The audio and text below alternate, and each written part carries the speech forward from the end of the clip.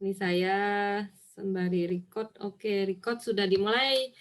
Ya, sekali lagi saya ucapkan selamat malam, selamat datang teman-teman semua. Terima kasih yang sudah hadir pada Zoom meeting pada malam hari ini. Jadi teman-teman mungkin sudah diinformasikan pada malam hari ini kita sesinya adalah sharing-sharing gitu ya.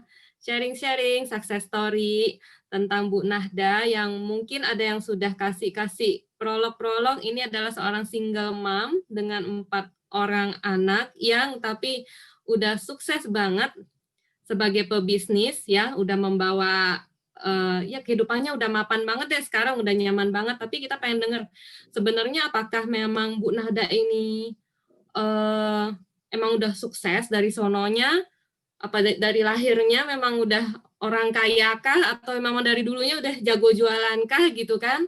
Atau sebenarnya gimana? Nah, Bu Nahda mungkin silakan Bu Nahda perkenalkan diri dulu sembari ceritakan sedikit background-nya dulunya seperti apa.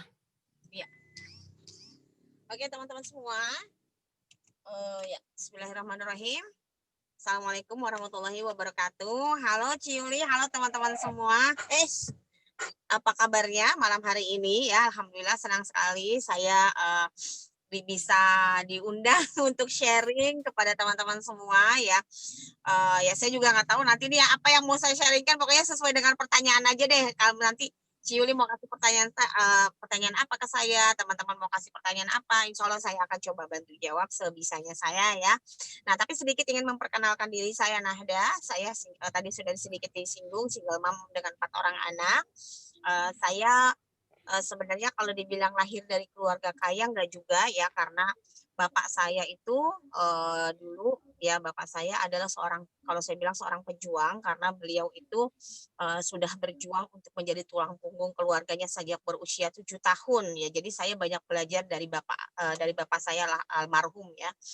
Nah, jadi mungkin sikap atau perjuangan beliau itu yang akhirnya mungkin menurun ke saya ya. Jadi bapak saya itu merantau ke Jakarta ya, dan ya pokoknya perjuangan jatuh bangunnya itu benar-benar diceritakan dan itu meresap banget ke saya sebagai anaknya ya. Jadi bapak saya ke Jakarta dengan modal nol sampai akhirnya pernah menjadi pengusaha sukses, kemudian akhirnya bangkrut, jatuh lagi, mulai lagi dari ya, zero lagi gitu. Apa ya, perjalanan kehidupan atau situasinya itu yang akhirnya saya melihat ada katakan children see children do, anak melihat tapi anak praktek gitu ya. Jadi situasi itu tertanam di dalam ya.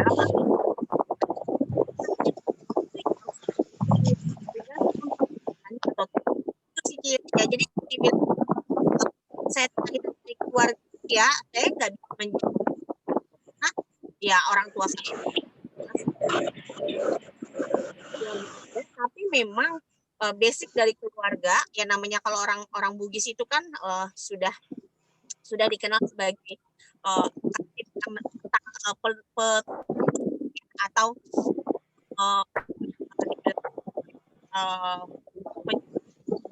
merantau gitu ya. Nah, jadi orang tua saya ya alhamdulillah beliau merantau ke Jakarta ya, sama kayak orang Padang gitu ya, kalau belum berhasil jangan pulang kampung. Nah, ya itu yang akhirnya dilakukan oleh bapak saya, dan cerita-cerita dari orang tua saya itulah yang akhirnya menginspirasi saya. Jadi sebelum saya mendengar cerita-cerita inspiratif terlebih dulu gitu ya, saya mendengar cerita inspiratif dari kedua orang tua saya, dan ya alhamdulillah gitu ya, kisah perjuangan mereka itu yang akhirnya menjadi contoh perjuangan saya sampai dengan hari ini gitu Ciyuli. Jadi karena orang tua dulu merantau di Jakarta, saya dari nol, dari susah sampai akhirnya berhasil ya. Itu yang akhirnya jadi terekam gitu ya dalam benak, terus Betul, menginspirasi jadi kayak panutan betul. prinsip hidup gitu. Jadi prinsip hidup ya, bahwa ya udah saya juga harus seperti itu gitu.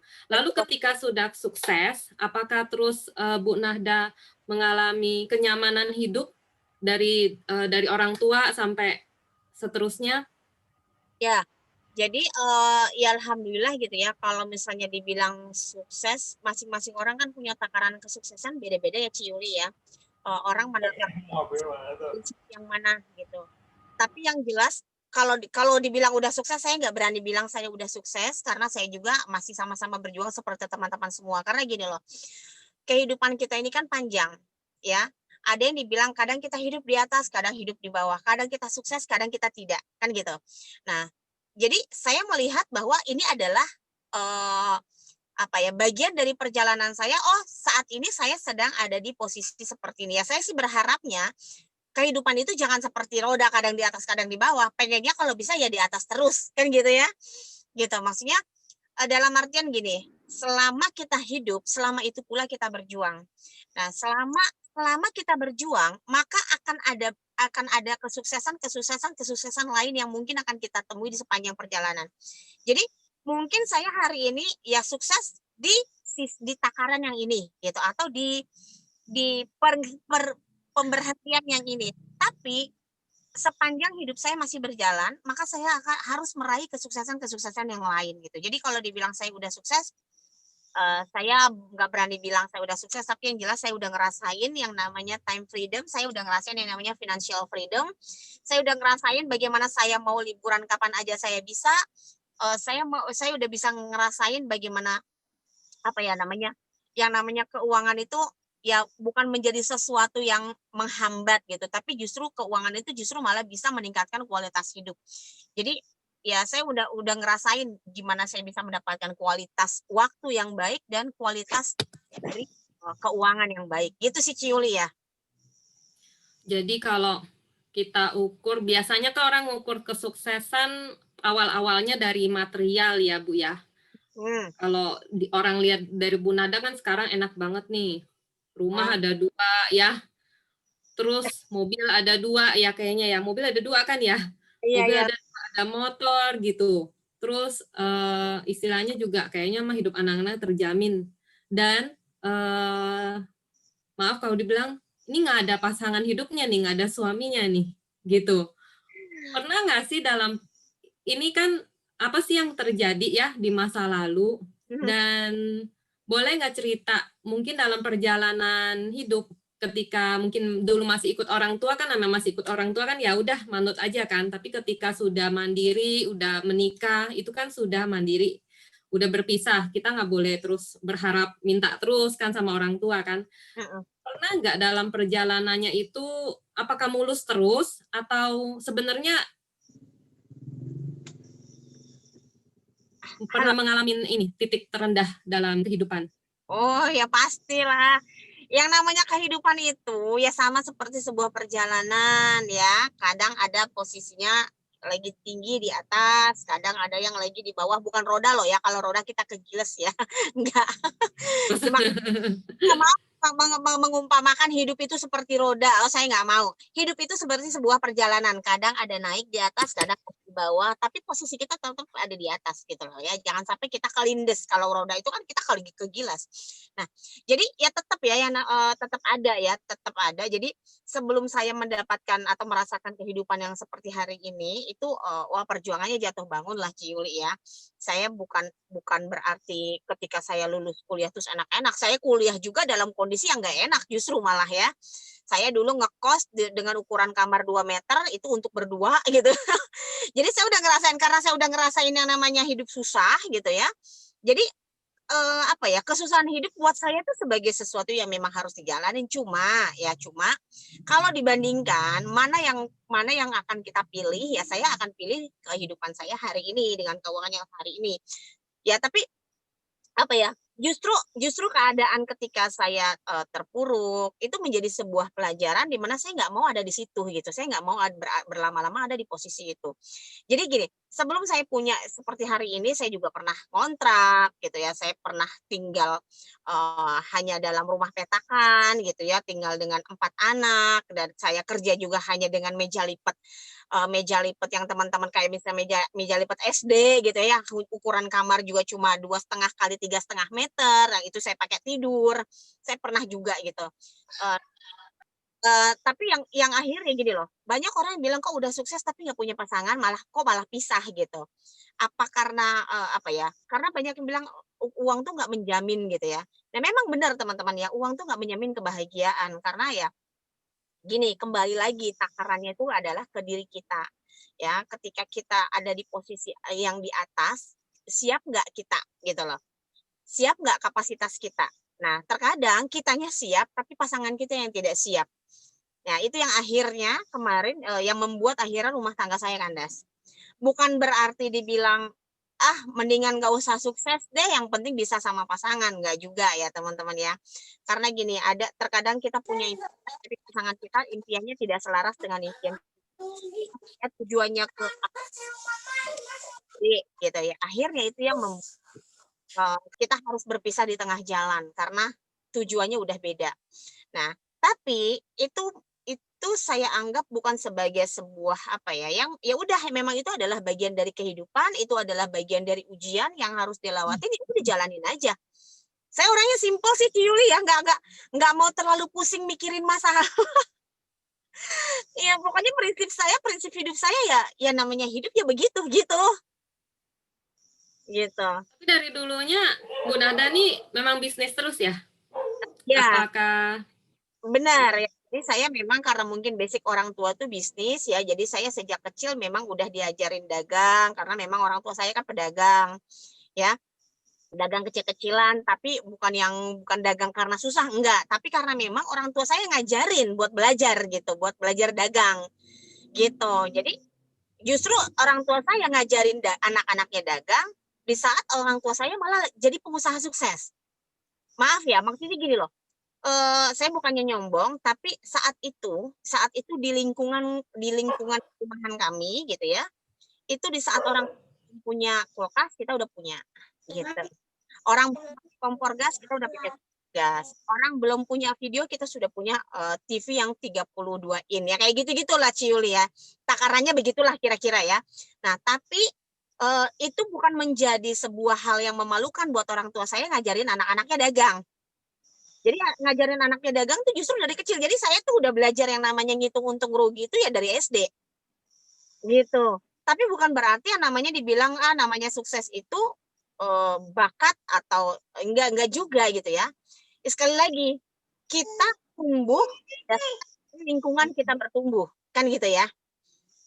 Kita tumbuh dari di mana lingkungan kita tumbuh dan itu yang akhirnya saya juga mencoba menerapkan itu juga di keluarga gitu bahwa kalau saya mau misalnya hasil masa anak-anak saya juga seperti saya, maka saya juga harus mulai mengajarkan sesuatu apa yang diajarkan oleh orang tua saya dulu. Gitu. Jadi ya kita ini orang tua ini adalah mesin cetak kan gitu ya. Kita orang tua ini adalah mesin cetak sama seperti orang tua kita dulu mencetak kita tuh seperti apa gitu. Jadi memang ya karena mungkin basic orang tua pebisnis, anak-anaknya juga akhirnya jadi terbiasa berpikirnya cara berpikirnya cara-cara berpikir pebisnis gitu. Jadi ya dari 9 anaknya ya delapannya itu rata-rata pada punya mental bisnis gitu Ciuli. Mental bisnis itu kan mental berani rugi intinya gitu. kan udah punya apa istilah otaknya mah udah otak bisnis, udah otak dagang gitu ya, udah dibentuk dari kecil. Terus tapi itu apakah terus membentuk begitu berbisnis langsung sukses tuh, Mak? Oh enggak, tetap yang namanya ya ini ya ujiannya itu ada. Yang namanya orang bisnis itu ibaratnya kayak kita udah dilepas di lautan, ya itu enggak kondisinya laut tenang enggak gitu ya. Yang namanya ombak datang, kemudian dihempas badai, diterpa angin kencang, atau bahkan sampai perahunya terbalik itu juga ibaratnya ya, itu juga kita ngalamin semua gitu ya, dari keluarga orang tua saya tuh, dari kita anak-anaknya tuh semuanya ngalamin dan dengan ujian yang berbeda-beda teman-teman. Jadi sampai akhirnya saya mengambil pada sebuah kesimpulan bahwa yang namanya ujian setiap manusia itu pasti ada, hanya aja caranya beda-beda. Allah ngasih ujian itu beda-beda ya sesuai dengan kehidupannya masing-masing. Jadi jangan ketika kita melihat kesuksesan orang lain gitu ya, oh orang ini emang bakatnya sukses, oh dia mah kayak jalannya mulus-mulus aja, enggak gitu. Rata-rata semua orang-orang yang memang dia bangun dari nol, dari zero, semua pasti mengalami yang namanya badai dan ujian kehidupan yang pernah ditipu. Saya juga ngejalanin bisnis juga sama, Ci Yuli. Pernah sampai habis ketika saya produksi kosmetik herbal dulu itu saya habis uang buat beli rumah yang tadinya saya adalah sekitar 200 jutaan gitu ya, tadinya mau buat beli rumah gitu. Itu dipakai modal bisnis dan itu hilang begitu aja gitu. Tapi ya itu sekali lagi mental pebisnis ya akan menganggap bahwa uang yang sudah keluar itu adalah uang belajar gitu. Hikmahnya itu adalah ya pelajaran apa sih yang bisa kamu ambil dari jatuhnya kamu dari usaha kamu. Itu yang selalu ditanamkan sama bapak saya. Bapak saya ruginya ya kalau dihitung dengan angka sekarang mungkin dulu juga miliaran sama gitu. Dan itu juga yang ya karena mungkin udah mindset yang seperti itu kita udah terbiasa yang namanya kehilangan uang itu ya buat kita tuh udah hal yang ya kalau memang udah harus hilang ya udah kenapa diseselin cari lagi. Yang penting itu adalah ilmunya teman-teman. Ilmu yang harus ditambah terus. Karena ketika ilmu kita bertambah rezekinya akan datang terus nggak akan berhenti. Itu yang selalu ditanamkan sama orang tua saya, sama bapak saya. Makanya ketika misalnya bapak saya bilang ketika di dalam akhir hayatnya itu bilang mau ninggalin warisan buat anak-anaknya, saya selalu bilang, Pak, Bapak nggak perlu ninggalin warisan apa-apa buat kita karena warisan yang nggak akan pernah habis dibagikan itu adalah ilmu dan ilmu itu yang selalu mendatangkan harta yang nggak akan pernah habis gitu. Kayak gitu, Ciuli. Betul, setuju banget. Setuju banget. Harta paling berharga di dunia itu sebenarnya ilmu pengetahuan ya. Iya, dan itu nggak akan Terus habis kalau kita bagikan ke orang akan habis. bertambah gitu, nggak akan pernah habis yang namanya dibagi. Terus pengalaman itu guru yang paling berharga gitu ya. Betul. Jadi justru pengalaman bangkrut itu kalau misalnya kita mau belajar dari pengalaman itu gitu atau kayak misalnya pengalaman divorce-nya saya kemarin atau ya banyak banget ya. Banyak banget pengalaman jatuhnya gitu ya. Kalau kita memang bisa mengambil hikmah dari itu semua gitu ya, itu akan menjadi sebuah batu loncatan buat kita melompat lebih tinggi. Ibaratnya sama kayak pegas gitu ya. Ketika kita ditekan semakin ditekan maka lompatannya justru akan semakin tinggi. Atau sama seperti santan gitu ya. Santan sebelum dia menghasilkan santan yang kental, maka dia kan harus diperes seperes-peresnya, baru dia akan keluar tuh santan murninya. Jadi kalau kita sebagai manusia, kita nggak rela untuk diperas seperes-peresnya, bagaimana kita bisa menghasilkan atau mengeluarkan potensi luar biasa. Gitu. Potensi luar biasa itu keluar justru ketika kita benar-benar dalam kondisi terjepit. Kalau kita berada dalam kondisi nyaman, percaya deh, potensi itu nggak akan pernah keluar karena kita ngerasa kondisi kita baik-baik aja. Makanya saya bilang, orang tua saya selalu mengajarkan bersyukur aja sama ujian. Karena jadi yang selalu saya pegang adalah bersyukurlah pada ujian. Karena dengan ujian kamu akan dikuatkan. Gitu. Banget ya, bersyukurlah pada ujian, justru pada ujianlah kita dikuatkan. Nah, jadi kalau saya nangkep nih kayaknya Mak kan, sorry ya teman-teman, karena ini panggilan akrab saya, panggilan sayang saya, ini saya manggilnya Mak. Mak kan udah pernah, berbisnis macam-macam nih ya, sepertinya udah pernah macam-macam bisnis yang dijalanin. Akhirnya bisnis apa yang membawa Mak sampai ke kesuksesan yang sekarang ini? Nah, sekali lagi ya, pengalaman mengajarkan kita banyak hal. Dan jangan sampai kita jatuh pada lubang yang sama berkali-kali. Nah, jadi saya itu dari tahun 2000 itu selalu mencari, Ciuli. Saya mencari di mana sih letak kesuksesan saya ada di usaha yang mana gitu ya. Saya pernah jadi penulis buku, saya pernah jadi pedagang voucher, servis handphone, kemudian saya pernah jadi agen asuransi, saya pernah jadi produsen kosmetik herbal, saya pernah buka klinik dan skincare yang itu kalau dikumpulin itu modalnya ya wow, banyak banget udah habisnya ya. Nah, tapi alhamdulillah gitu ya, alhamdulillah saya bersyukur sekali bahwa Allah mempertemukan saya kepada sebuah bisnis yang akhirnya saya dari 2011 sampai sekarang. Yang benar-benar akhirnya bisnis ini yang benar-benar bisa mewujudkan semua impian saya. Semua. Bayangkan ya, saya nggak bilang sebagian, semua. Gitu. Satu macam aja nih. Satu macam aja, nggak macam-macam. Maksudnya? Satu macam bisnis aja. Satu macam yang ditekunin. satu macam bisnis dan modalnya murah banget Ci Yuli. Bayangin ya. Saya buka skincare, modal saya puluhan juta. Saya bikin kosmetik herbal, modalnya ratusan juta. Hasilnya apa? Zero. Nol. Tapi saya yang modal yang ini bisnis, saya modal 5 juta Ci Yuli. Wow, Tapi cuma 5 juta. saya mengantarkan saya, penghasilan saya kalau dihitung ya dari tahun 2011 sampai dengan sekarang, itu kembalinya itu akumulasinya udah ribuan kali lipat. Kalau dihitung ya 10 miliar udah lebih mungkin Ciuli. Modal hanya 5 juta. Kebayang nggak? Nah, Dari tahun? Seperti itu. Apa yang membuat kok bisa kayak gitu? Ya pertama gini,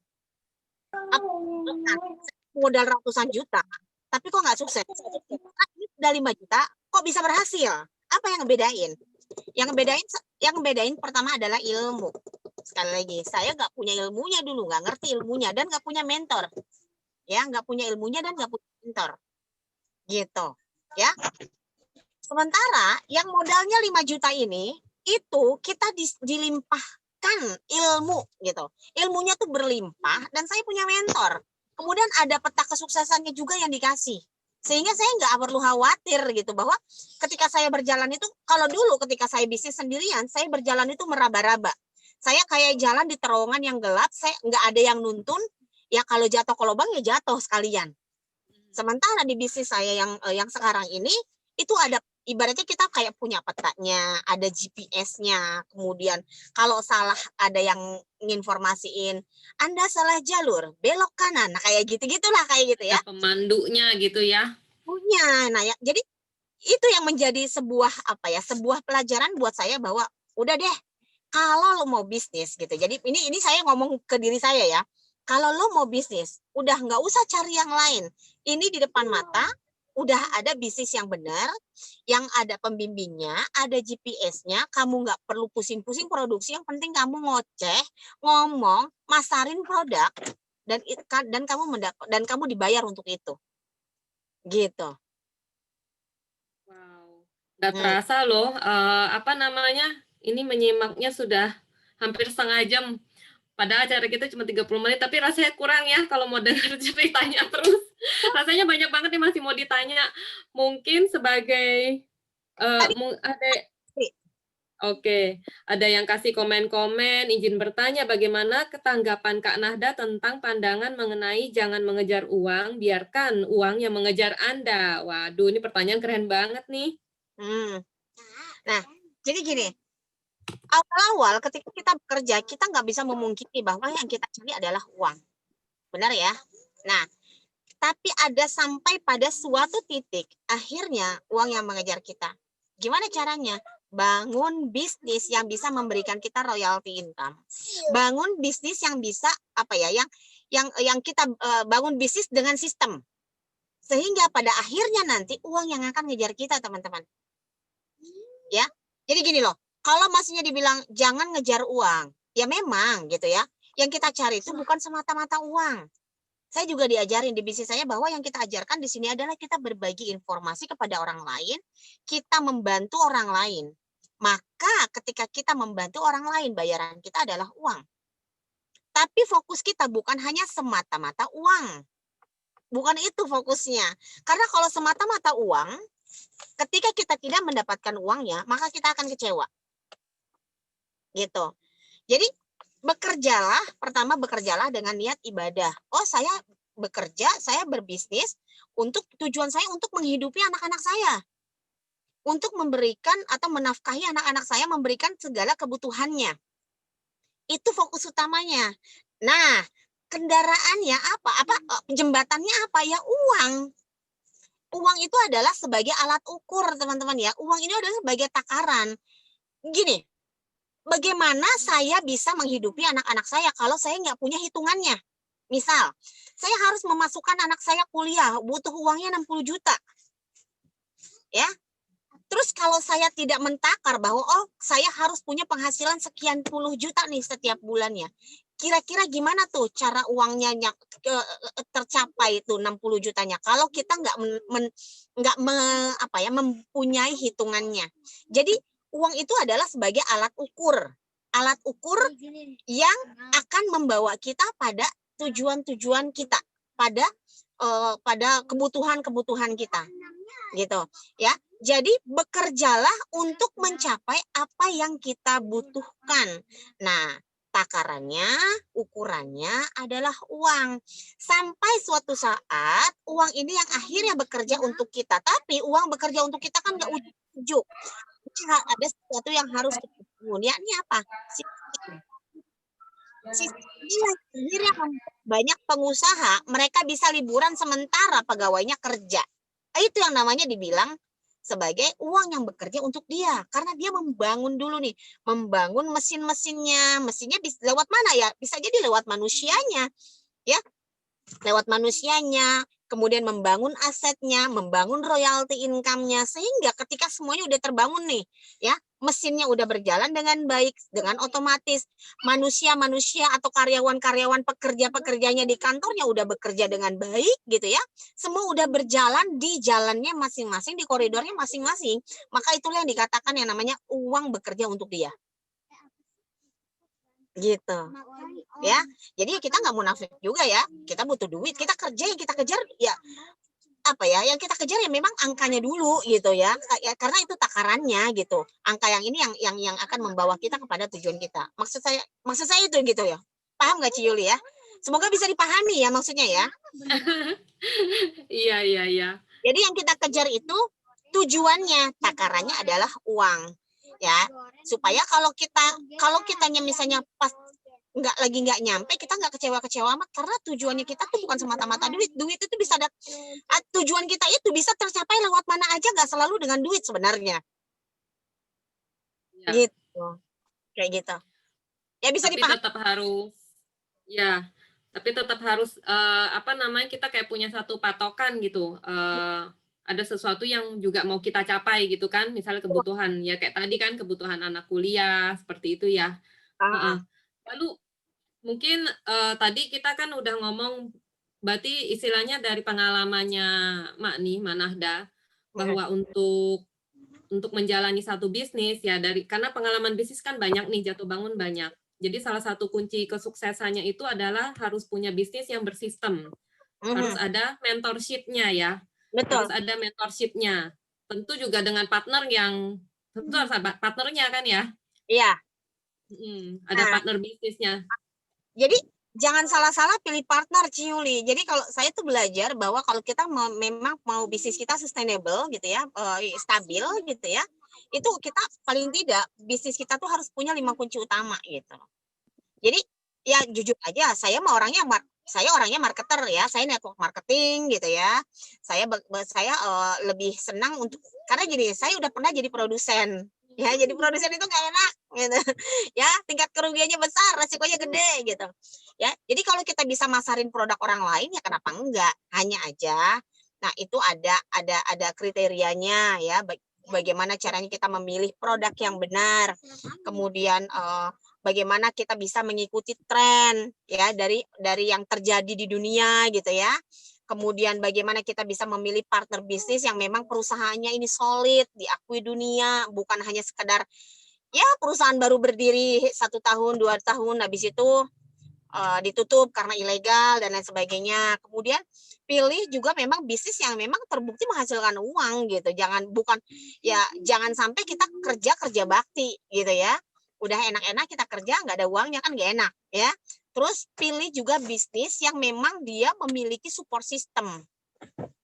Gitu, support system yang dimana kita walaupun kita nggak jago, kita nggak pinter, pendidikan kita juga pas-pasan, tapi kita nggak khawatir karena ada sekolah bisnisnya gitu.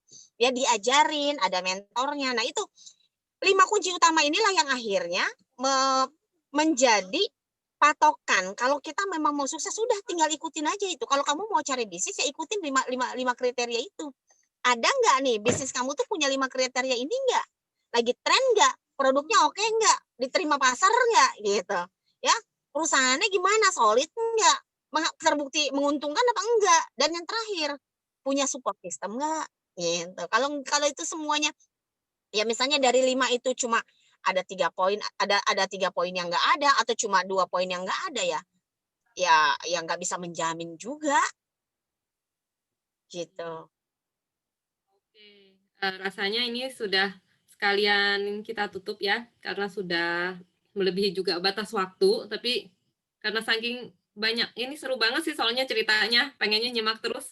Tapi Mak juga harus ini melanjutkan perjalanan. Mungkin pesan terakhir aja Mak. Hmm. Jadi dengan Mak ini sendirian ya, sendirian single fighter, ini yang juga saya salut banget, luar biasa. Dan nggak sendiri, dibilang sendirian tapi nggak sendirian karena ada 4 buntutnya nih. Iya, Yang orang-orang juga sering nanya, gimana Mak cara bagi waktunya, harus bisnis, harus fokus nyari duit, sementara mungkin 4 anak gitu kan, orang kayaknya sering banget orang nanya, gimana Mak cara bagi waktunya? Karena ini kan yang jadi kesulitan dari banyak para ibu-ibu nih yang hadir pada malam hari ini yang pengen tahu gimana sih caranya mau berhasil ya paling enggak dapat income stabil deh, mungkin tiap bulannya 5 juta, 10 juta itu udah kayaknya bahagia banget buat para ibu-ibu nih ada di sini. Jadi kepengen tahu, mungkin satu pesan terakhir untuk para sesama para pejuang wanita di sini nih, pejuang keluarga nih, ada satu ini mah pesan terakhir mah untuk teman-teman semua. ya. Nah, jadi ya alhamdulillah gitu ya. Saya apa ya, walaupun saya sendiri gitu karena memang apa ya, saya fokus sih kembali lagi ke sebenarnya ke fokus kita gitu ya. Kita fokusnya mau kemana sih gitu ya. Dan ketika kita fokus ya kita akan bisa apa ya, melakukan pekerjaan kita dengan baik. Sebenarnya gini loh, ada hal-hal yang perlu kita delegasikan dan ada hal-hal yang nggak perlu kita yang nggak bisa kita delegasikan. Hal-hal yang perlu kita delegasikan itu kayak misalnya nyuci, nyapu, ngepel, nyetrika. Udahlah, itu mah kita kasih ke orang aja gitu ya. Hitung-hitung kita ngebayar orang, kita berbagi rezeki gitu ya. Siapa tahu memang rezekinya si Mbak ini lewat kita kan gitu. Ya, jadi itu yang mungkin perlu kita delegasikan. Nah, sehingga apa? Sehingga kita bisa fokus memikirkan pekerjaan yang memang harus kita lakukan. Nah, hal yang nggak bisa didelegasikan itu adalah pertama kan memang mengasuh anak gitu ya. Kemudian menafkahi anak itu nggak bisa kita delegasikan gitu. Maka yang saya fokus pada apa yang tidak bisa saya delegasikan. Yakni apa? Berpikir untuk bekerja ya. Nah, jadi ketika saya fokus pada yang itu, maka hal-hal yang lain udah kita serahkan kepada orang yang memang bisa ngebantu kita. Jadi dulu saat saya masih belum punya uangnya gitu ya, saya hanya fokus gini, kalau saya bisa membayar orang 800.000, tapi saya bisa menghasilkan 5 juta lebih, masih ada untung 4.200.000. Jadi dulu saya akhirnya bayar tukang cuci setrika sama nyapu ngepel yang pulang pergi ya dulu tahun 2010 ya. Jadi saya bayar orang untuk ngurusin rumah saya dan saya bisa melakukan pekerjaan saya yang lain termasuk kayak misalnya ngantar anak. Udah kayak gitu. Jadi pekerjaan kita sebenarnya ringan loh teman-teman ya. Kalau kita bisa mendelegasikan dan jangan sayang-sayang uang.